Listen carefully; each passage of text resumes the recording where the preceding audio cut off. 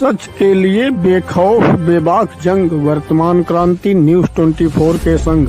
नमस्कार, स्वागत है आपका आपके अपने वेब चैनल वर्तमान क्रांति न्यूज 24 में, और मैं हूं आपके साथ गंगाधर पत्रकार। नमस्कार, आप देख रहे हैं हिंदी मासिक पत्रिका वर्तमान क्रांति के आधार पर शुरू किया गया तेजी से उभरता हुआ वेब चैनल वर्तमान क्रांति न्यूज 24, और मैं हूं आपके साथ दीप्ति। आइए देखते हैं आज की ताजा और खास खबरें विस्तार से। भदोही जनपद से समय की बड़ी खबर हम आपको दिखा रहे हैं, जहां एक दुर्गा पूजा पंडाल में रहस्यमयी परिस्थितियों में भीषण आग लगने की वजह से 3 दर्जन से अधिक लोगों के घायल होने की खबर है। यह दर्दनाक घटना है भदोही जनपद के ओराई कोतवाली क्षेत्र की, जहां ओराई भदोही मार्ग पर दुर्गा पंडाल में अचानक रहस्यमयी परिस्थितियों में भीषण आग लगने से अफरा तफरी और चीख पुकार का माहौल हो गया।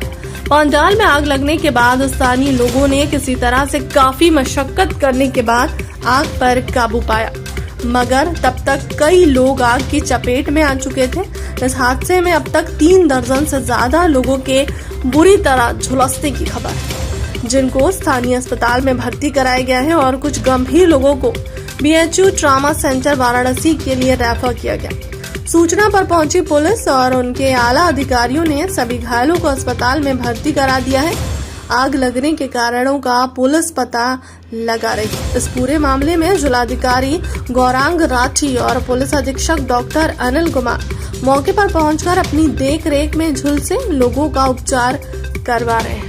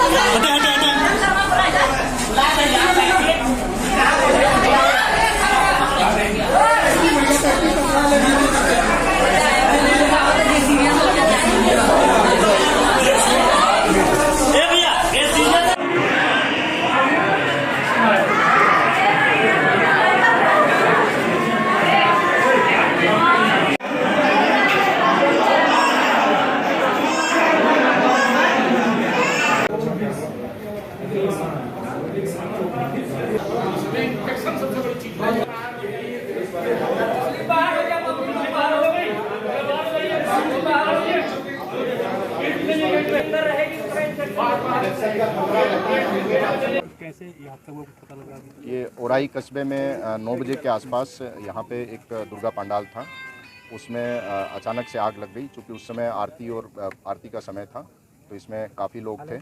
उसमें से 10 से 15 लोग जो हैं वो झुलसने की सूचना है।